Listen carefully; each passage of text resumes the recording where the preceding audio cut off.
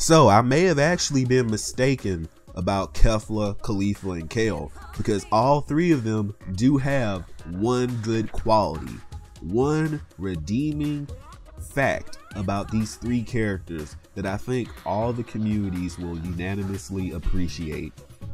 So let me give you a moment to try to guess what that is.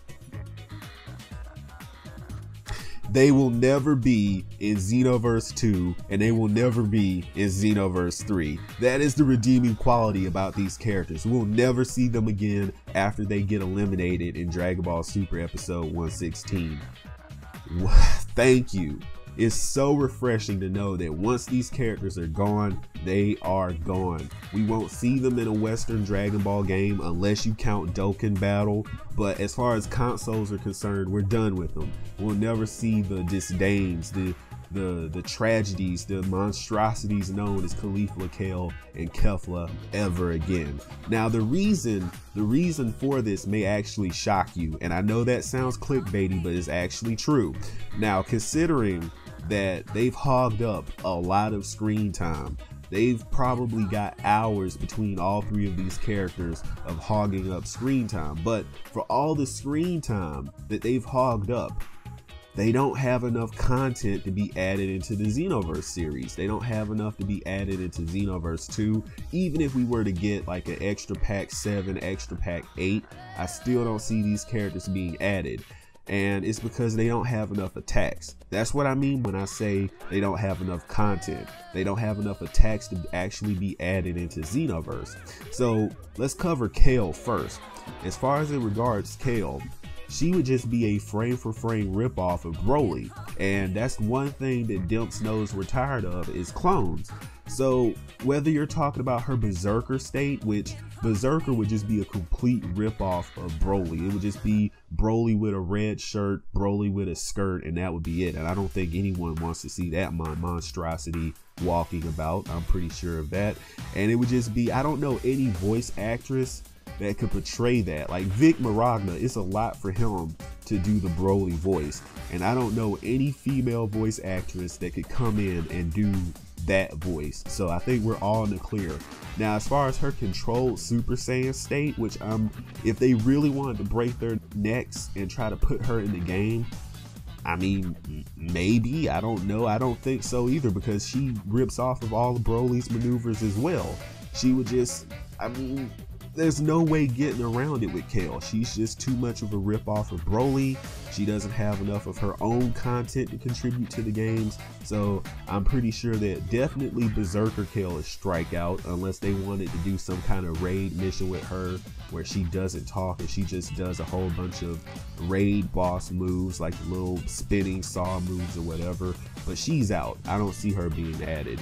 Caulifla might actually be in a worse shape than Kale, because Caulifla only has one move to contribute, and that's Crusher Cannon. That is her one canonical move that she does in the entire tournament.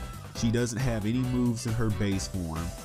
Her Super Saiyan and Super Saiyan 2 states pretty much share the same move, which is Crusher Cannon, which is a ripoff from Jace. So this character, this piece of trash female Saiyan, is ripping off of a Ginyu Force member. Really? Really Caulifla? So I mean, maybe they could put her clothing in the game if they really wanted to, but if you added Caulifla, all she would be is Crusher Cannon, Maximum Charge, Meteor Blow, Meteor Crash, as an ultimate full power energy wave or full power energy volley, it doesn't matter, and Super Saiyan and Super Saiyan 2, and that would be it. And her escape move would probably be Super Explosive Wave, and that's it. Like, who wants that character in the game? Like, that's a complete waste of time. Please just skip her altogether. Now we're getting to the biggest offender, which is Kefla. Kefla does nothing. She did nothing in her entire base form. She did no attacks, nothing that can really be contributed to the Xenoverse series. So then you would just skip to her Super Saiyan form. And even in her Super Saiyan form, all she seems to do, like, she has 2 attacks.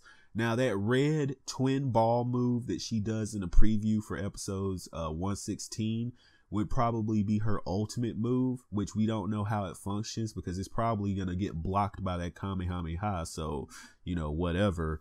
And besides that, she only has one super attack, and that's where she's spamming those 3 wannabe Broly attack Ki Blast moves. So I just don't see that character really contributing anything at all either. Like, it's really fascinating how they wasted all this screen time and failed to create enough moves for them to be added into video games. But maybe they were only thinking of Dokkan and Dragon Ball Heroes, because Kale and Caulifla are in Dragon Ball Heroes, and that game only requires you do 1 attack. So that's probably all they were trying to meet, the only requirements they were trying to meet for that. So maybe Kefla's gear can be available for CACs. So female CACs that want to play dress up and be Caulifla and Kale, you might get that content, but I just don't see them being added into the Xenoverse series, which is great.